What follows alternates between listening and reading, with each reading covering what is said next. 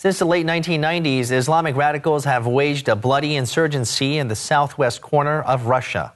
2 wars and scores of terrorist attacks have killed thousands.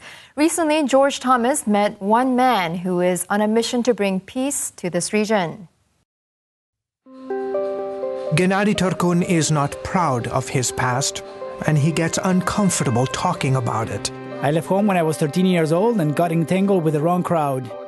I did a lot of things that I'm ashamed of.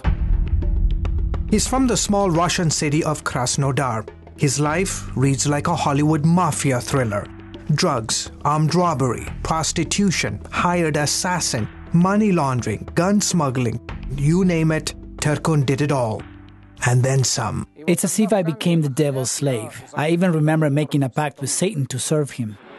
And his deeds eventually caught up with him.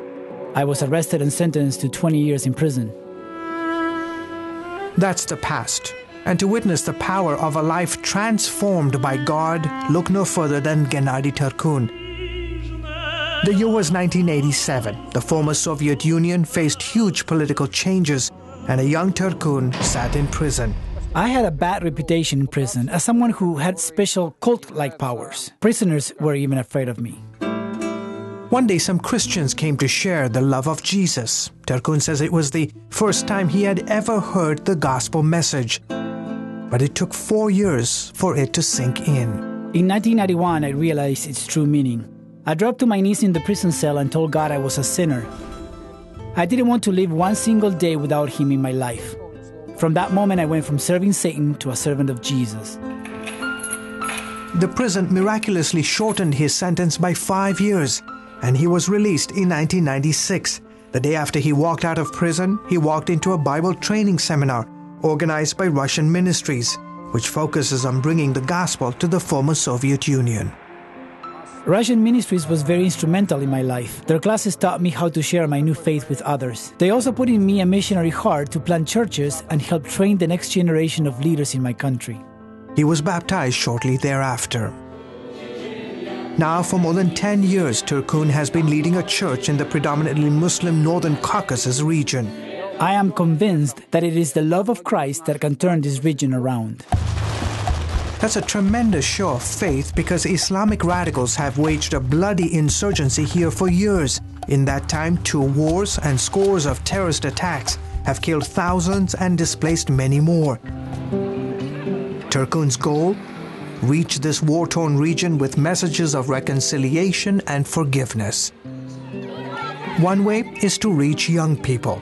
Turkun coordinates dozens of youth camps each year in partnership with Russian ministries and local congregations.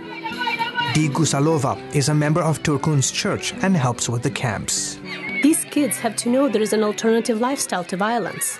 We spend time playing games with them, handing out gifts and building relationships.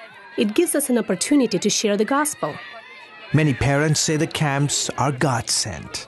I love it when they talk about peace and getting along with other ethnic and religious groups. They are helping to build bridges, and this is important. In one city, the local Communist Party even took out full-page newspaper ads promoting the youth camps. You may be surprised, but there are many Christians in the Communist Party. We believe that the messages of Christ can give these kids a brighter future. When he's not coordinating camps or preaching, Turkun trains local believers to become the future leaders here. It's all about missions and church planting. Working in the Northern Caucasus is not without its hardships.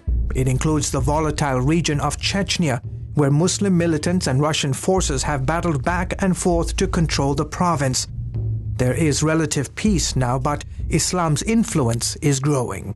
With the help of the Russian government and several Muslim countries, including Saudi Arabia, Chechnya has today erected what could be the largest mosque in Europe. For evangelical Christians living in this province, life for them can not only be challenging, but potentially dangerous. Ramza has first-hand experience. I've been repeatedly warned by Muslim radicals and local authorities to stop preaching, but I will not. I am a simple man whose life was one day touched by Christ. I have a responsibility to tell others about Him no matter the cost.